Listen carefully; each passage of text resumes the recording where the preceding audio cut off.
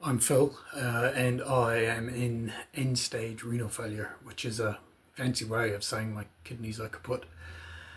If you look on the internet, there's quite a lot of information, quite a lot of videos on YouTube even about how your kidneys work and what happens when you're in renal failure, and even the treatments that are provided. I'm not a medical person. I'm not qualified as in any medical profession. I'm here to tell you on this channel what it's like experiencing the condition of end stage renal failure and experiencing the treatment and how it affects my life and how I've responded to it myself, which, if I'm being honest, is not always been the best. But I'd like to share my experience with you. So if you're looking for medical advice or anything like that, this is the wrong place. You need to actually talk to a medical professional. Now, you can end up in renal failure for a number of different reasons. So the first one is you can have an accident. You can get hit in the back during sport or at work or home or wherever, which can lead to renal failure.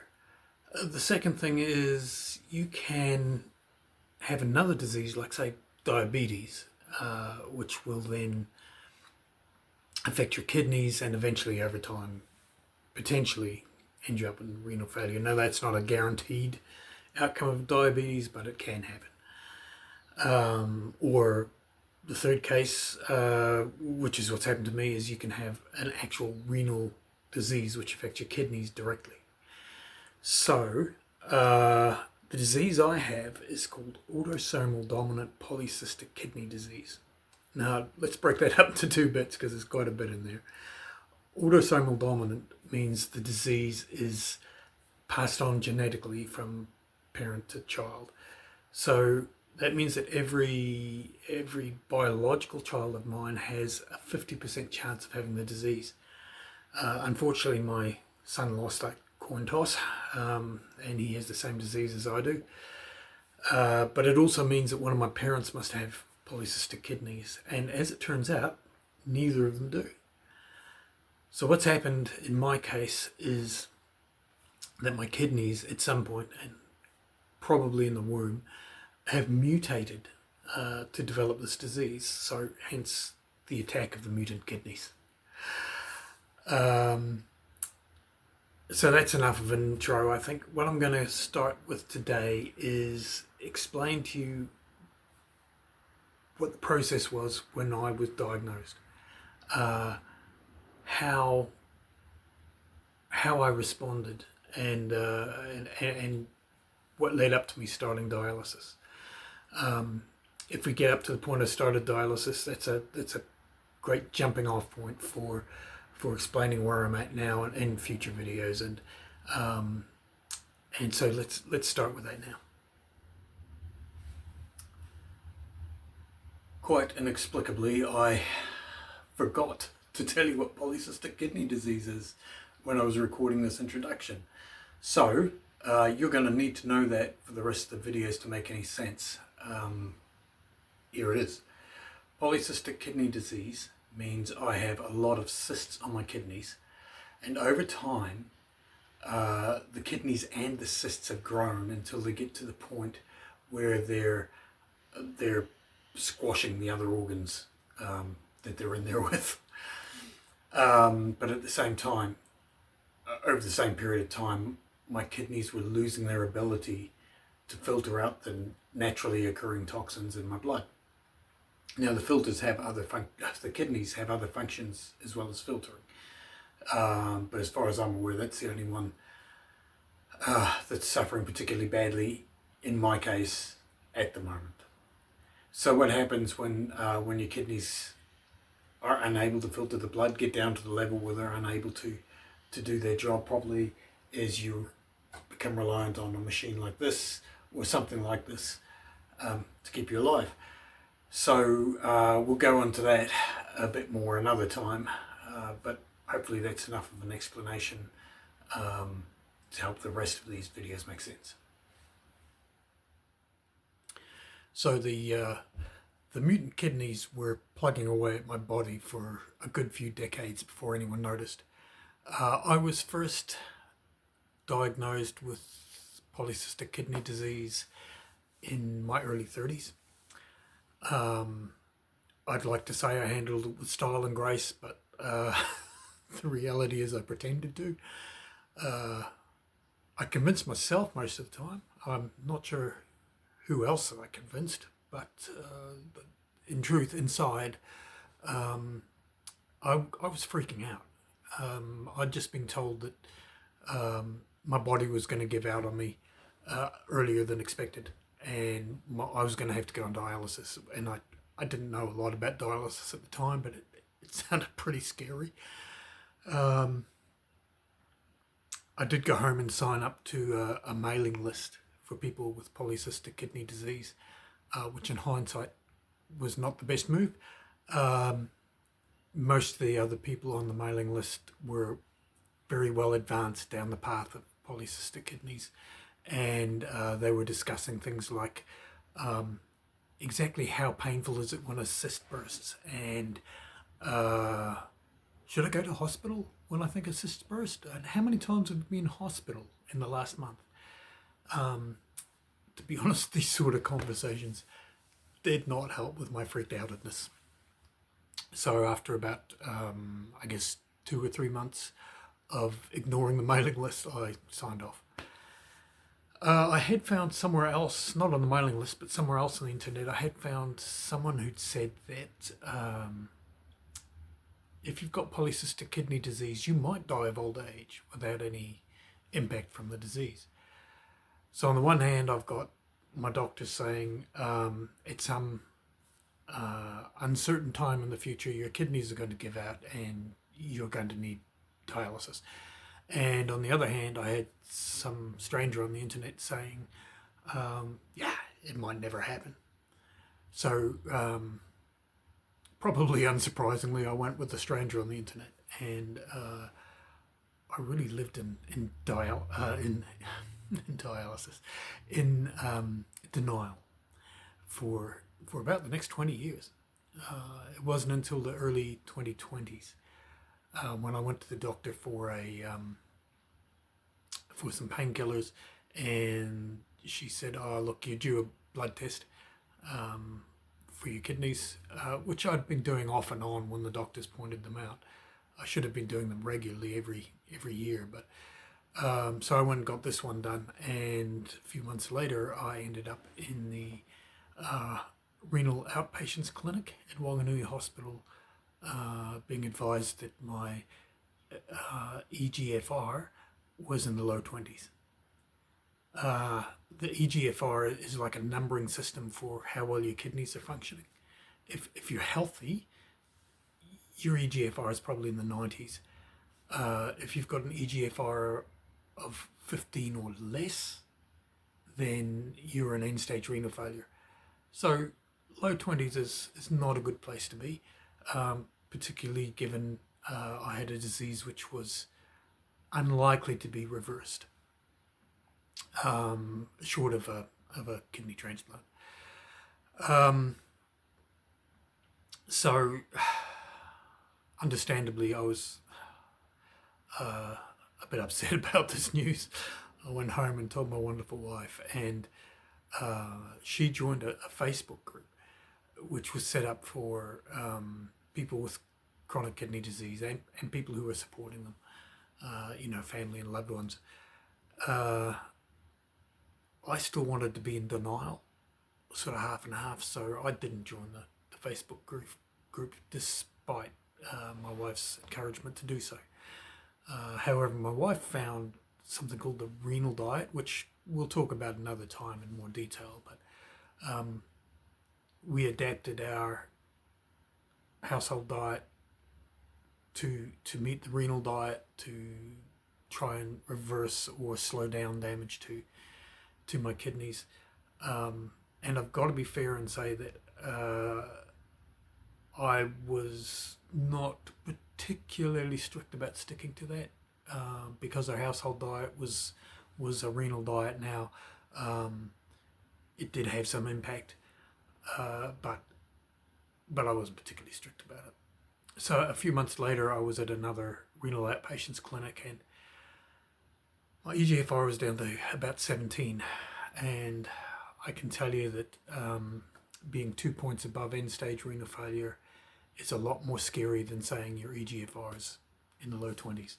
So I got a bit more serious.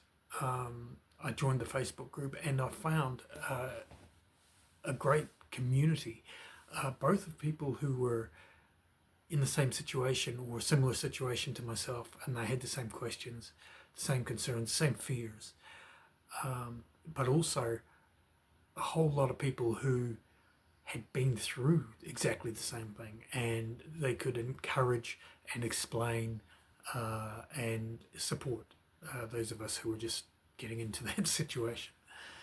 So joining the Facebook group was actually really good for me. It helped me to be more positive in my outlook.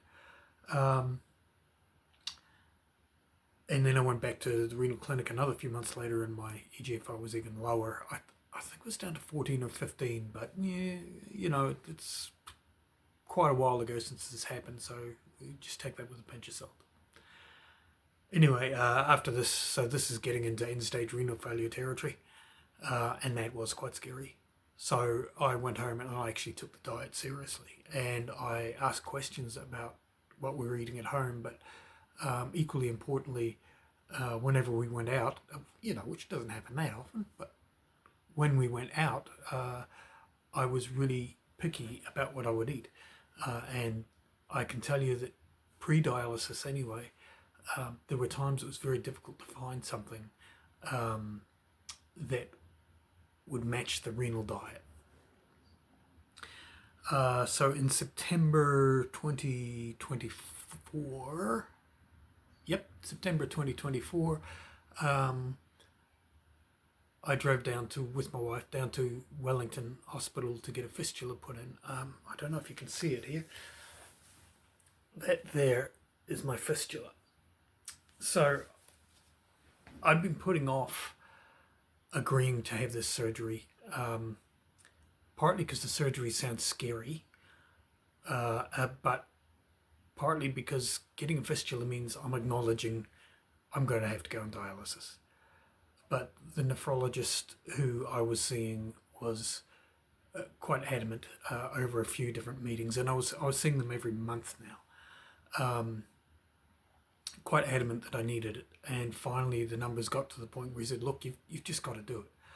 And so I sucked it up and agreed. So in September I got this fistula put in.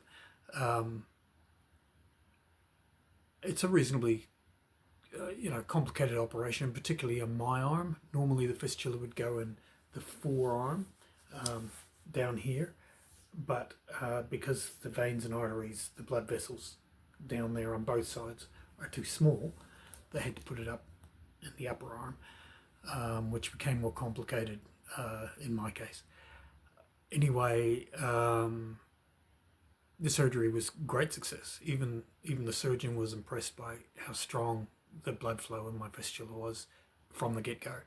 So that was good news. I did have an allergic reaction to the adhesive they put on to cover the wound, and that was actually worse than the recovery from the surgery, because it was probably 6 weeks before all the bubbling and burning on my arm cleared up. Anyway, sort of the next month in October, I think it was the middle of October, I can't remember exactly, I was walking across the bathroom after doing my teeth, and this incredible pain hit me in the back under my ribs, and I have never felt anything like that before. I wish I could say I never felt anything like it again. I'm a bit more accustomed on the occasion that it does happen now, but on this first occasion it actually sent me flying, and I would have landed up on the floor if I hadn't been able to catch myself on a piece of furniture that was nearby. So I sort of limped my way into into the lounge where my wonderful wife was. She took one look at me. Apparently I was as white as a ghost, whiter than I am now. And she said, right, let's call the ambulance. I said, oh look, let's just wait and see. If it goes down a bit, if it reduces. I don't really want to bother people if there's no reason. So I went and sat on the couch, and that was a really, really bad idea, because when I sat on the couch, I put pressure on my back where the pain was, and I just shot off the couch and ended up rolling onto the floor and saying, right, let's call the ambulance, because I don't think I'm going to get up from here for a while. As it turned out, one of my cysts had either burst or was bleeding internally. I never got the definitive which one of that it is. So I'm not sure if they ever were sure, but yeah, it was incredibly painful. I spent a week in hospital, a lot of that time on fairly potent painkillers. So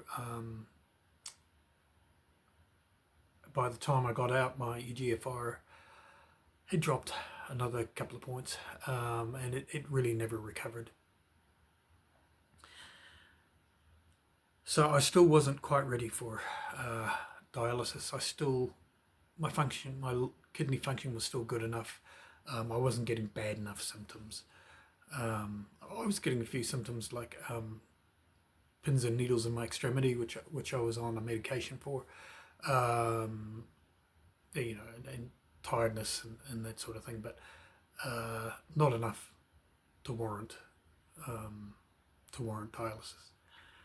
However, when we got to the following January, so actually I got those dates wrong. It was in 23 that I got my fistula put in, and I spent a week in hospital, because January 24, during the visit to the renal clinic, I was advised, you really should start dialysis now. We had just been talking about trying to modify, I think it was a medication, but it might have been diet or something, and I was still wanting to put off dialysis. So I said, let's just see how changing this goes. However, the following month in February, when I saw the nephrologist, he said, he asked how my symptoms were, and I said the pins and needles have come back, and he said, right, you need to do dialysis. There was no question about it. I thought I was going to wait, a week for an appointment or something like that. But we drove home from the hospital, which is about depending on traffic, 40 minutes to an hour drive away. We got home, and an hour later I got the phone call saying we booked you in for, I think it was 3 o'clock or 3:30 this afternoon. We'll see you then. And that's when I had my first dialysis. So that takes us up to that point. So a lot's actually happened since I started dialysis, not the least learning to do dialysis from home, which was a 3-month training cycle, which was fantastic, actually, really, really, really good. And doing dialysis at home is a lot easier than having to travel into the clinic every day. So where I've gotten up to when I started dialysis. What I'd like to look at next time is just an overview of how polycystic kidney disease has affected my life, the changes that have come about because of it, and the limitations. And I think that's kind of, as an overview, at least important for you to know before I launch off into describing what's happening on a day-to-day basis. So we'll look forward to that next time. Thanks for taking the time to watch this video. If you enjoyed it or found it interesting, I'd appreciate it if you could hit like. If you want to know more about what it's like living with end-stage renal failure, then go ahead and subscribe, and I'll see you in the next video.